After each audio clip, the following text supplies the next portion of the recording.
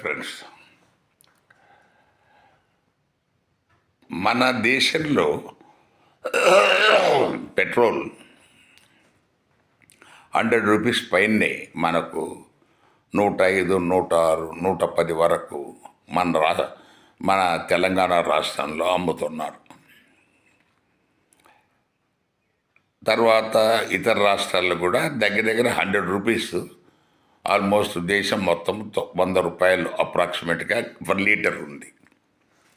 ఈ సందర్భంగా మనము ఒకసారి మన నైబరింగ్ కంట్రీస్లో ఉన్న పెట్రోల్ రేట్స్ పరిశీలిస్తే, ఎందుకంటే మనకు శ్రీలంక, భూటాన్, నేపాల్ వీటన్నిటికి కూడా మనము పెట్రోల్ మన దేశం నుంచే సప్లై చేస్తారు. సో భూటాన్లో 1 లీటర్ వచ్చి 65 రూపాయలు. సో ఎక్స్చేంజ్ రేటు భూటాను రూపాయి, మన రూపాయి దగ్గర దగ్గర సమానం కింద తీసుకుందాం. శ్రీలంకలో మనకు 335 రూపాయలు శ్రీలంక రూపాయలు. మన భారతదేశం 1 రూపాయి అంటే వాళ్ళకు వాళ్ళ రూపాయి అంటే మనకు 1 పావులాస్తో సమానం. అంటే 335 అంటే 67 రూపాయలు మన ఇండియన్ కరెన్సీలో.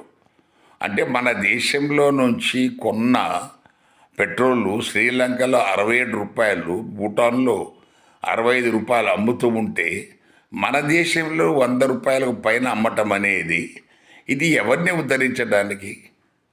మనకు ఈ మన రిలయన్స్ వాళ్ళ కోసము ఈ రేటా? దీనికి ఎన్నిసార్లు ఇది జిఎస్టీ కంట్రోల్లో తీసుకురమ్మంటే ఆమె నిర్మలా సీతారామన్ గారు కానీ, మోడీ గారు కానీ దాన్ని మొండికేసి దానివల్ల వాళ్ళకు ప్రైవేట్ వాళ్ళకు నష్టాలు వస్తాయి అనేది వాళ్ళ ఇంటర్నల్ అభిప్రాయము. సో దాన్ని దాటేస్తూ వస్తున్నారు. సో దాన్ని ఇమీడియట్గా జిఎస్టీ కంట్రోల్లో పెట్టాలి. లేదా అది ఎట్టి పరిస్థితుల్లోనూ ఈ విదేశాలకు మనం సప్లై చేస్తున్న రేటు కంటే ఎక్కువ ఉండడానికి వీల్లేదు. Thank you.